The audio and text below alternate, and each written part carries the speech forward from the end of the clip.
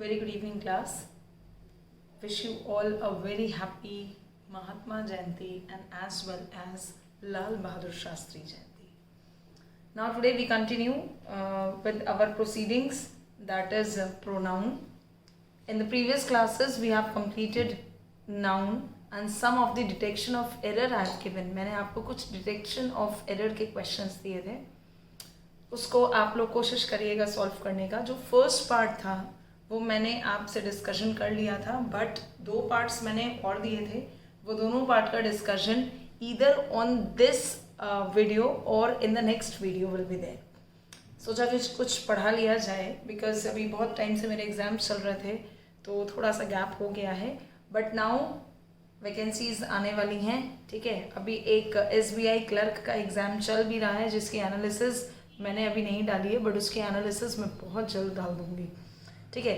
क्योंकि मैंने इस बार स्टूडेंट्स विज़िट किया था कुछ सेंटर्स पे जहाँ पर स्टूडेंट्स ने फेस टू फेस बात की है और उन्होंने एक परसेप्शन बताया है एनालिटिकल का कि मैम क्या क्या चीज़ें ज़रूरी होती हैं when you are preparing for the exams.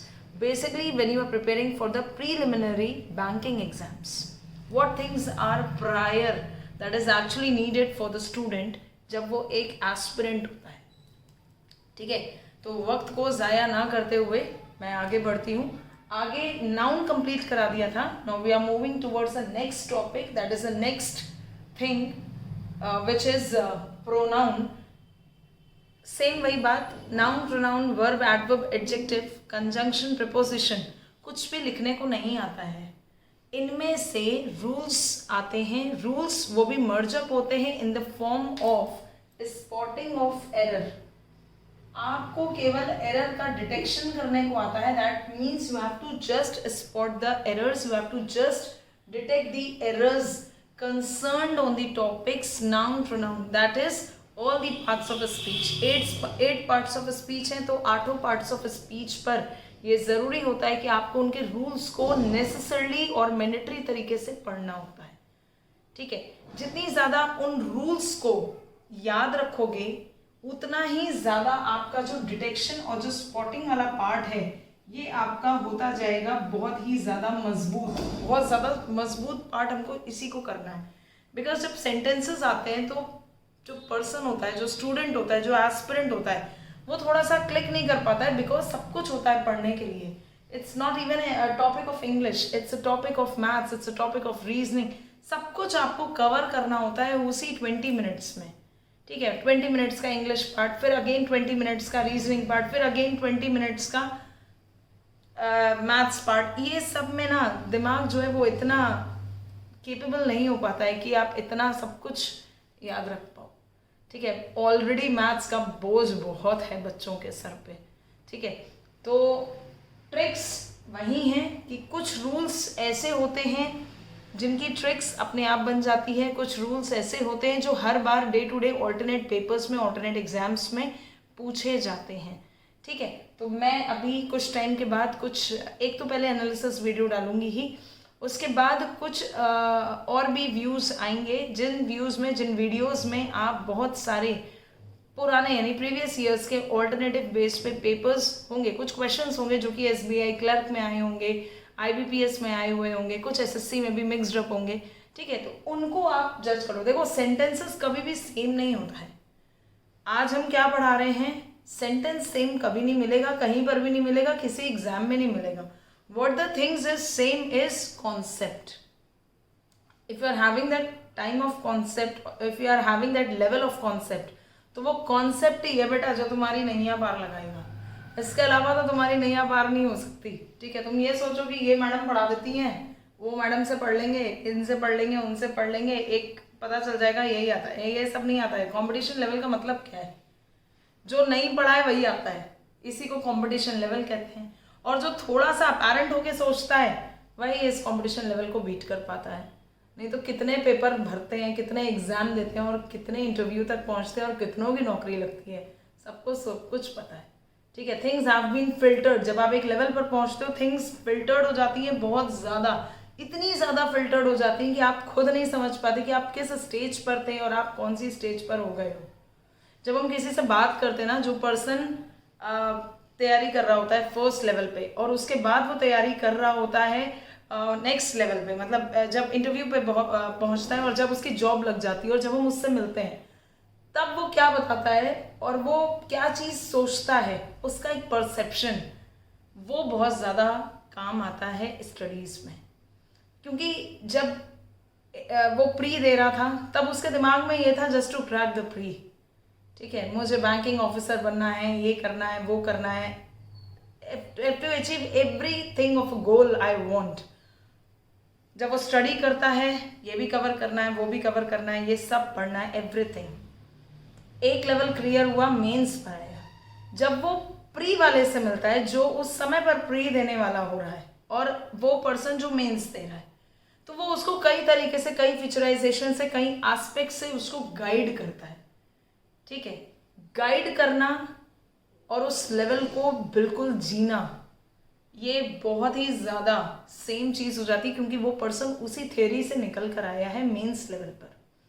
Same जो प्री से मेन में पहुंचा है, मेन वाला जो इंटरव्यू पे पहुंचा है, तो इंटरव्यू वाला जब मेन वाले को समझाता है ऐसे नहीं, ऐसे पेपर आता है, ये चीज़ें पढ़ लेना, ऐसे इंग्लिश कर लेना, इंग्लिश की इन चीज़ों पर ज़्यादा ध्यान देना, ये ज़्यादा बेनिफिशियल होता है, ठीक है। एक वीडियो हम लेकर आएंगे ज़रूर, एक स्टूडेंट के साथ, एक मेरा बहुत पुराना स्टूडेंट है पढ़ाया हुआ, ठीक है। अब तो शादी हो गई है भाई बच्चे की, ठीक है, उस स्टूडेंट की भी शादी हो गई है, लेकिन बहुत जल्द हम लेकर आएंगे एक उसका short interview with me only, ठीक है। तो वो आपको बहुत अच्छे से एक लेवल पर बताएगा कि उसने कौन कौन से कॉन्सेप्ट्स और कौन कौन सी थ्योरीज को रिकमेंड किया था, किन चीज़ों से, किन एस्पेक्ट्स से उसने he has been gone through.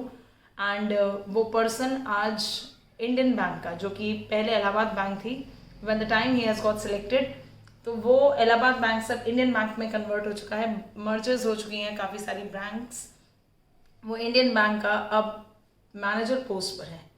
तो कैसे क्या किया उन्होंने, कैसे कैसे किन परिस्थितियाँ, बहुत सारी परिस्थितियाँ भी आई होंगी, बहुत सारे ऑब्स्टिकल्स आए होंगे, हर्डल्स आए होंगे, बहुत चीज़ों से गॉन थ्रू करना पड़ता है, ठीक है। तो जो एक वीडियो लाएंगे वो तो एनालिटिकल बेस पर होगा, एक सेकेंड वीडियो जो आएगा वो उस पर्सन के साथ, यानी उस स्टूडेंट के साथ एक आपका शॉर्ट इंटरव्यू होगा, ठीक है। चलिए, फिलहाल ये सारा एक कोलैब किया हुआ है मैंने।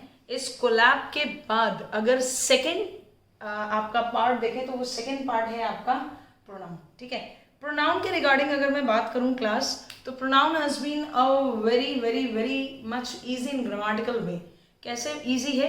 नाउन और प्रोनाउन कहीं ना कहीं बहुत ज़्यादा रिलेट करते हैं आपस में। कैसे रिलेट करते हैं भाई? प्रोनाउन वो सारे वर्ड्स जो नाउन की जगह पर लगाए जाते हैं, दोबारा से समझ लेना, वो सारे वर्ड्स जो नाउन के प्लेस पर यूज होते हैं। कहने का मतलब ये है, the words which are used instead of noun, उन सब को हम क्या कहेंगे? प्रोनाउन। फॉर एग्जाम्पल, एक एग्जाम्पल के तौर पे, if I say Rajesh is a good player, if I say Rajesh is a good player, full stop, then I say Rajesh always do his work sincerely. Now these are the continuous sentences with continuous verdict, and what we are talking about, हम किसके बारे में बात कर रहे हैं? वो है सब्जेक्ट राजेश के बारे में। पर लिरिकल अगर हम देखें तो दोनों ही सेंटेंसेस कोलैब में है, दोनों ही सेंटेंसेस कॉन्टिन्यूअस जंक्शंस पर हैं। बट यहाँ पर पढ़ते समय, as I am reading through this, Rajesh is a good player, true, full stop, Rajesh always do his work sincerely. यहाँ पर एक एम्बिग्यूटी है। एम्बिग्यूटी का मतलब होता है डाउट, ठीक है। एम्बिगुअस का मतलब होता है डाउटनेस, ठीक है। डुप्लीकेसी, जहां पर भी हम इंग्लिश में कहीं पर भी पढ़ते हैं, सपोज हम कोई आर्टिकल पढ़ते हैं, ठीक है, हम न्यूज़पेपर पढ़ते हैं, उस न्यूज़पेपर में कभी भी आप देखना कि एम्बिग्विटी नहीं मिलेगी। एम्बिग्विटी का मतलब है डुप्लीकेसी नहीं मिलेगी, कहीं पर से भी आपको डाउट नहीं मिलेगा।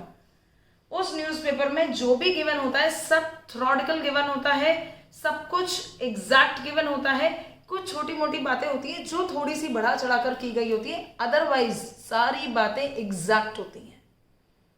कहने का मतलब यह है कि इस सेंटेंस में, इस पूरे इंटायर सेंटेंस में मिस्टेक कोई नहीं है, सब कुछ सही है। लेकिन सब कुछ सही के बाद भी अगर मैं ग्रामेटिकल बेस में देखूं तो it has a huge error, और वो ह्यूज एरर किसकी है? वो ह्यूज एरर है एम्बिगुइटी की। एम्बिगुइटी मतलब यहां पर हो गई है डुप्लीकेसी। डुप्लीकेसी किसकी? सब्जेक्ट की। जब हमें पता है कि बार बार सेंटेंस में राजेश की ही बात हो रही है तो राजेश एक बार ही आए, बहुत अच्छा लगेगा पढ़ने में। सेकेंड टाइम आएगा तो it would be like boring, it would be like ये क्या है, it's just like frustrating part. तो if you want to avoid this, वही मैंने आपसे कहा ना, वही बात आ गई अभी, जो हमारा टॉपिक है वही बात आ गई रिवर्ट होके। क्या रिवर्ट होके बात आई?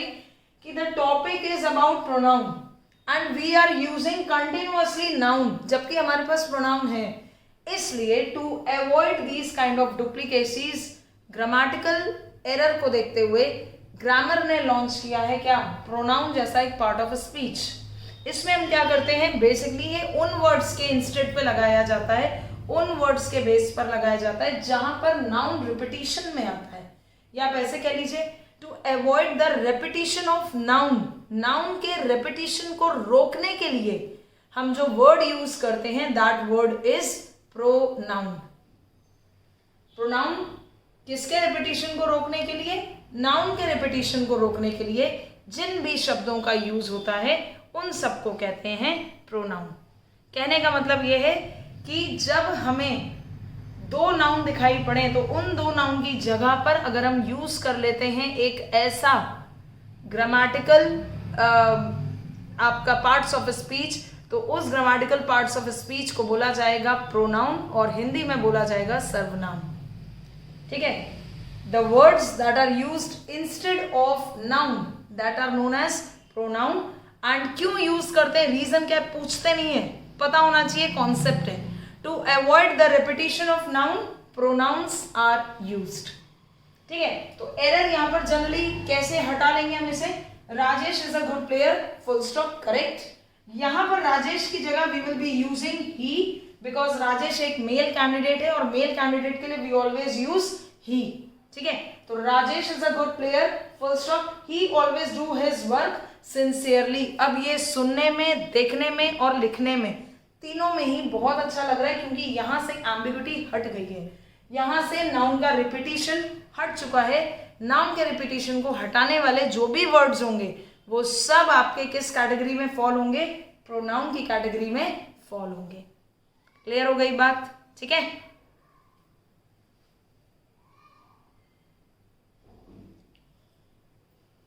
Okay class, after this definition or the concept of pronoun, next is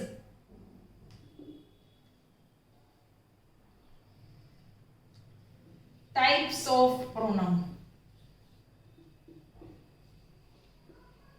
pronoun का कॉन्सेप्ट पढ़ लिया हमने, अब हम प्रोनाउन के टाइप्स पढ़ेंगे। ठीक है? मैं एक बार में ही आपको नहीं लिखूंगी टाइप्स ऑफ प्रोनाउन। ठीक है? The very first type of pronoun we're going to study, जो हम पहला प्रोनाउन सबसे पहले स्टडी करेंगे, that is first pronoun। सबसे पहले जो हम स्टडी करने वाले हैं that is personal pronoun। सबसे पहले जो हम स्टडी करेंगे that is personal pronoun। सबसे पहला pronoun that we first study is personal pronoun। now what is personal pronoun class? ठीक है? personal pronoun basically क्या है? देखो भाई, personal है, किस वर्ड से बना है? person वर्ड से बना है। इसका मतलब क्या हो गया? ऐसे प्रोनाउन जिसमें हम केवल और केवल पर्सन्स की बात करते हैं, यानी पर्सन्स के बारे में बात करते हैं, हम उनको ही कहते हैं पर्सनल प्रोनाउन। ठीक है? जैसे सपोज इफ आई से कि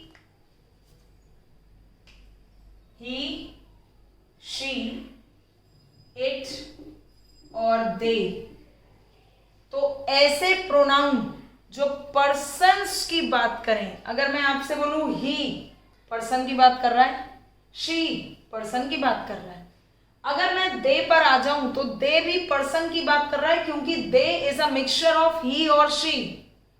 भाई मेल कैंडिडेट्स और फीमेल कैंडिडेट्स खड़े हुए हैं ग्रुप में, तो हम उनको क्या बोलेंगे? ही तो नहीं बोलेंगे ना। If they are standing in a group तो वही बोलना, इफ दे आर। तो दे का जो कॉन्सेप्ट है वो मिक्सअप है किसका? मेल का और फेमिनिन्स का। ठीक है, नाउ द कॉन्सेप्ट किस में आता है? इट में। अब कहो इट तो मैम पर्सन होता ही नहीं है। क्यों नहीं होता है भाई? क्यों नहीं होता है? पर्सन में नहीं आता है, लेकिन आपको एक बात बता दें, जितने भी इन्फेंट होते हैं, इन्फेंट को जानते हैं? नवजात शिशु, तुरंत बॉर्न हुआ बेबी जिसका जेंडर क्लियर नहीं है, ठीक है, जो इन्फेंट होते हैं, बिल्कुल नवजात शिशु, तुरंत जस्ट हुए ही हो बस, ठीक है, उनमें हम यूज करते हैं इट। तो क्या वो नॉन लिविंग है? नहीं है ना। That means what? कि जब भी पर्सन की इंडिकेशन देनी होगी या कहीं पर भी पर्सन का इंडिकेशन हो रहा होगा, इन दैट केस वो आपका कौन सा प्रोनाउन होगा? पर्सनल प्रोनाउन होगा। Personal pronoun means we are talking about persons, ऐसे प्रोनाउन जिसमें हम पर्सन की बात करेंगे। फॉर एग्जाम्पल लोगों की बात करेंगे, ही की बात करेंगे, शी की बात करेंगे, इट की बात करेंगे, दे की बात करेंगे। तो वो सब किस कैटेगराइजेशन में आएंगे? वो सब आपके आएंगे पर्सनल प्रोनाउन कैटेगराइजेशन में। और पर्सनल प्रोनाउन प्रोनाउन का ही एक टाइप है। क्लियर हो गई बात? ठीक है, आगे बढ़ा जाए। तो आगे बढ़ने में कुछ नहीं है। आगे बढ़ने में एक बहुत सिंपल सी चीज ये है कि सबसे पहला टाइप आपको पढ़ लेना है पर्सनल प्रोनाउन। ठीक है, कुछ भी रटना नहीं है, सबसे पहले प्रोनाउन के बारे में, पर्सनल प्रोनाउन। अब आपसे मैंने अभी कहा कि पर्सनल प्रोनाउन में हम किसको सबसे ज्यादा इंपॉर्टेंस देते हैं?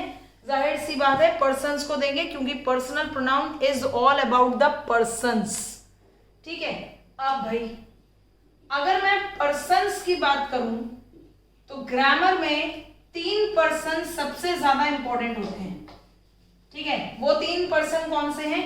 सबसे पहले आया फर्स्ट पर्सन, उसके बाद आया सेकंड पर्सन और उसके बाद आया third person. First person, second person, third person. अब इनके बारे में सुन लो।